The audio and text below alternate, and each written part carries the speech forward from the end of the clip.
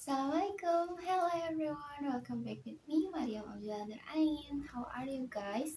I really hope you all have a good day.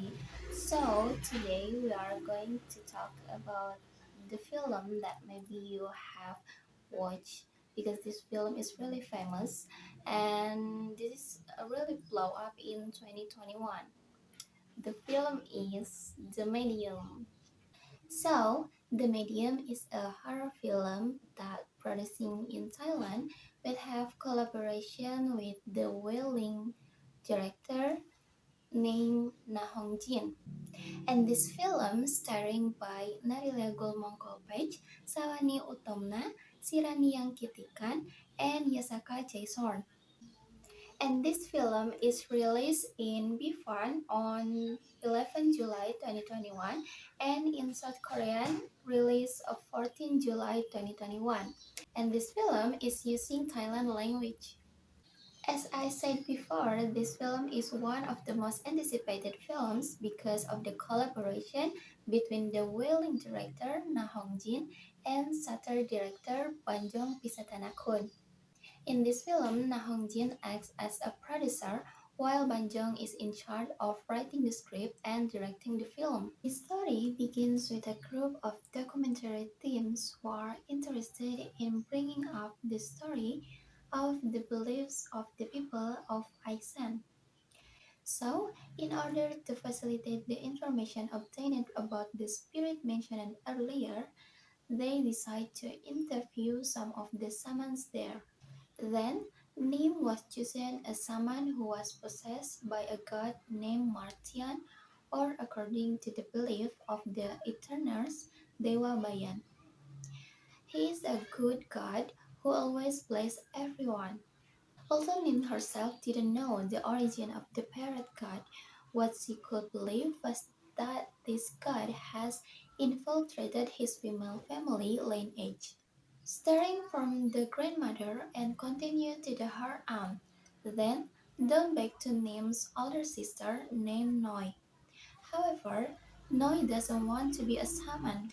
In the end, Good Parrot chose Nim to continue her lineage. In addition to telling the lineage of the shaman in her family, Nim also told the lineage of her siblings. Herself is the youngest of three siblings. Her first brother is a man named Manit, and her second sister is a woman named Noi, who previously refused to continue the Saman lineage. Manit is described as a married and has a toddler son. While related to Noi, he has two children. The first is a boy named Mike and a daughter named Mink. Unfortunately, Noi had to lose her first son in a motorcycle accident. She also recently lost her husband Willow to cancer. Now, Noi only lives with his only daughter, Ming. However, after her father's funeral, Ming had some behavioral change. The change in behavior started from blank stares, talking to herself, dreaming of meeting something terrible, to extreme change like someone who has lost her mind. In fact, the change in her attitude is quite scary, to the point of endangering his family and herself. Ming's change in attitude was noticed by her aunt, namely Nim. Some of the incidents experienced by Ming referred to some of the symptoms that Nim had experienced before being chosen as the intermediary shaman for Dewa Bayan. This incident raises a big question. Will the bloodline continue into Ming's body? The big question arose in the cameraman's mind, as well as Nim's self as Ming aunt. Is it true that Ming will continue the lineage of the person possessed by the Dewa Bayan? We don't know.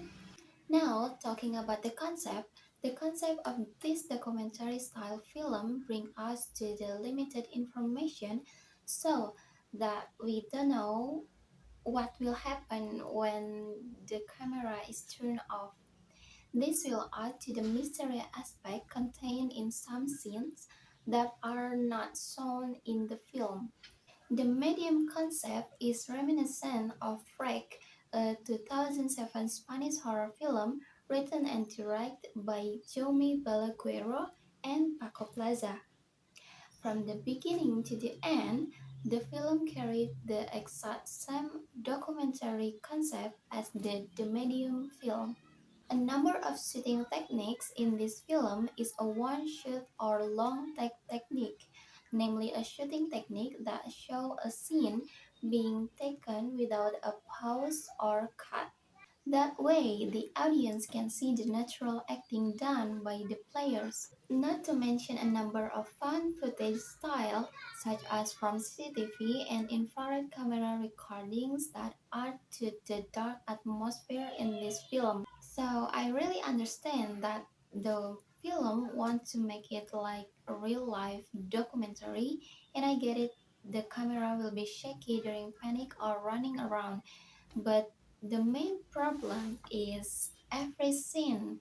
Even when just sitting down, the camera still managed to shake like crazy and making the audience hard to focus, at least for me. Sometimes just standing and have a calm conversation feel like the cameraman is on top of a ship during a thunderstorm at sea. So for people who easily get nauseous, please don't watch this film because there are a lot of shaking camera. As a character questionable action, first start with the cameraman. Apparently there is a few.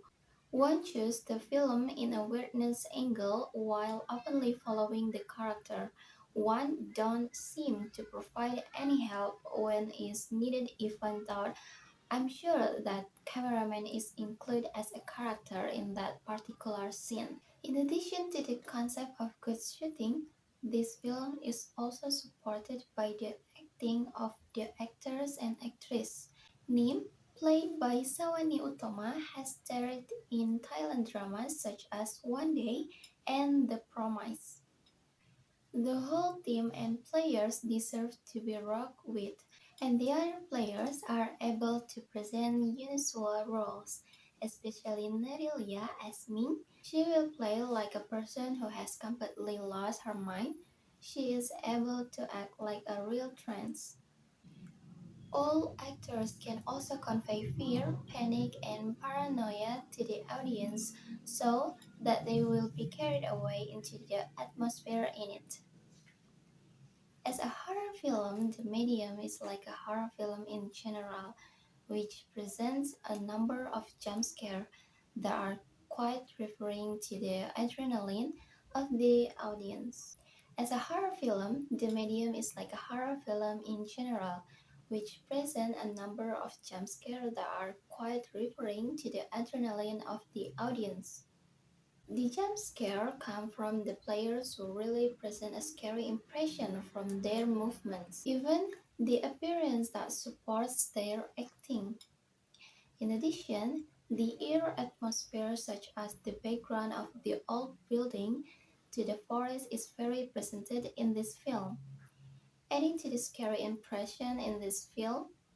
And as a documentary actually would end in a cliffhanger, but in this case it's actually more like cliffhanger over the abyss, leaving the audience with not understand what happened in the end.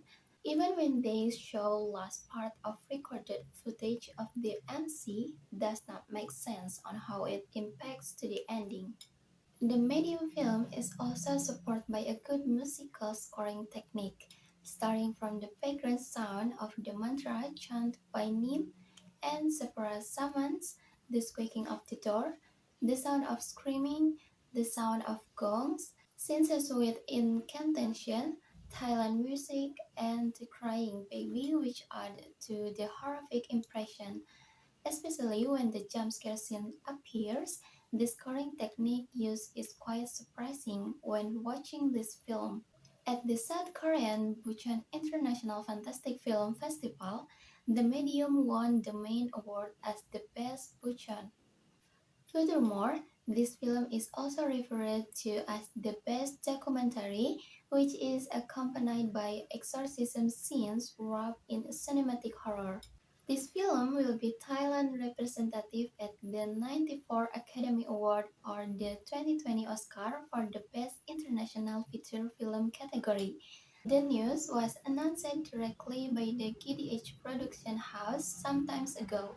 As a horror film that is categorized as the highest grossing horror film this year, the medium not only display an interesting storyline. In addition, the players who star in this film are able to present a very qualified acting quality to build this unusual storyline.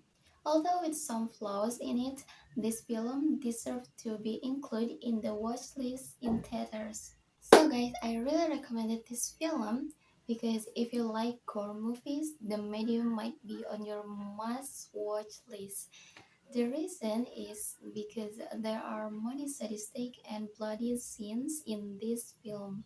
So I think this is enough for reviewing the medium films that I really like the film too. So I hope this is can help you if you wonder or if you want to watch the horror film.